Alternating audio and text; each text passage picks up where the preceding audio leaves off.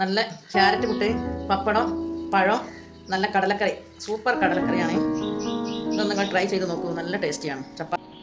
Hello, അസ്സലാമു അലൈക്കും. നമ്മൾ നല്ലൊരു കടലക്കറിയാണ് ഉണ്ടാക്കാൻ പോകുന്നത്. സ്പെഷ്യൽ കറി. കടല പൊതിർത്തിയിട്ട് അതിൻ്റെ ശേഷം കഴുകി കുക്കറിലേക്ക് ഇട്ട് 2 കായ് പച്ചമുളക്, ഒരു സവോള ചെറുതാക്കി അരിഞ്ഞ ഒരു സവോള, ഒരൊറ്റ തക്കാളി. കടല കുക്കറിലേക്ക് ഇട്ട് അതിന് ശേഷം 2 കായ് പച്ചമുളക്, ഒരു സവോള. ഇനി ഇതിലേക്ക് ആവശ്യത്തിനുള്ള കറുകാപ്പട്ട 3 എണ്ണം, ചെറിയ കഷ്ണം കറുകാപ്പൂ ഒരു 3 എണ്ണം അതും ഇതിലേക്ക് ഇട്ട്, പിന്നെ ആവശ്യത്തിന് മഞ്ഞൾപ്പൊടി 1.5 ടീസ്പൂൺ മഞ്ഞൾപ്പൊടി, 1.5 ടീസ്പൂൺ മുളക് പൊടി,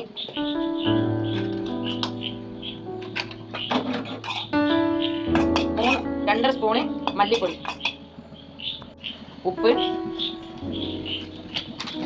ഇനി ബീഫ് മസാലപ്പൊടി ആവശ്യത്തിന് ഒന്ന് ഇളക്കി കൊടുക്കുക. ആവശ്യത്തിന് വെള്ളവും വരിക. സൂപ്പർ കടലക്കറിയാണ്.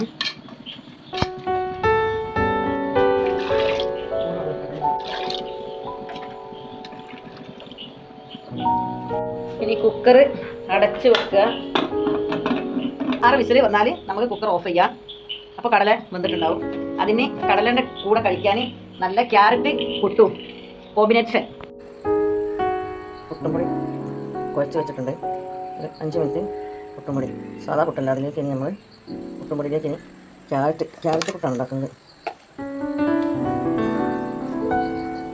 പുട്ടുംപൊടിയിലേക്ക് ക്യാരറ്റ്,